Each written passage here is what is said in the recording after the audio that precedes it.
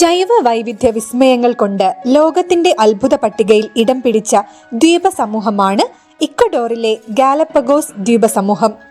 ഭീമൻ ആമകൾ, ഇഗ്വാനകൾ, പക്ഷികൾ, വിചിത്ര സസ്യങ്ങൾ എന്നിവയെല്ലാം ഉൾപ്പെടുന്ന ഗാലപ്പഗോസിൽ നിന്ന് കഴിഞ്ഞ ദിവസങ്ങളിൽ ഒരു ശുഭവാർത്ത പുറത്തു വന്നിരുന്നു. 200 വർഷങ്ങൾക്ക് മുൻപ് ദ്വീപിൽ നിന്നും കാണാമറയത്തായ ഗാലപ്പഗോസ് റെയിൽ എന്നറിയപ്പെടുന്ന പക്ഷിവർഗങ്ങൾ തിരിച്ചെത്തിയിരുന്നു. അനധികൃതമായ മനുഷ്യ ഇടപെടൽ കൊണ്ടും അധിനിവേശ ജീവിവർഗങ്ങളുടെ സാന്നിധ്യം കൊണ്ടും നൂറ്റാണ്ടുകൾക്ക് മുൻപ് കാണാമറയത്തായതായിരുന്നു ഗാലപ്പഗോസ് റെയിലുകൾ.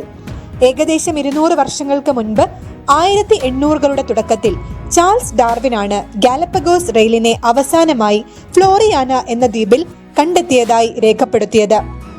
എന്നാൽ ഫ്ലോറിയാന ഇക്കോളജിക്കൽ റെസ്റ്റോറേഷൻ പ്രൊജക്ടിന് തുടക്കമിട്ടതോടെ അധിനിവേശ ജീവിവർഗങ്ങളെ നശിപ്പിച്ച് ഫ്ലോറിയാനയുടെ സ്വാഭാവികത വീണ്ടെടുക്കുന്നതിനു വേണ്ടി പ്രവർത്തനങ്ങൾ ആരംഭിച്ചു.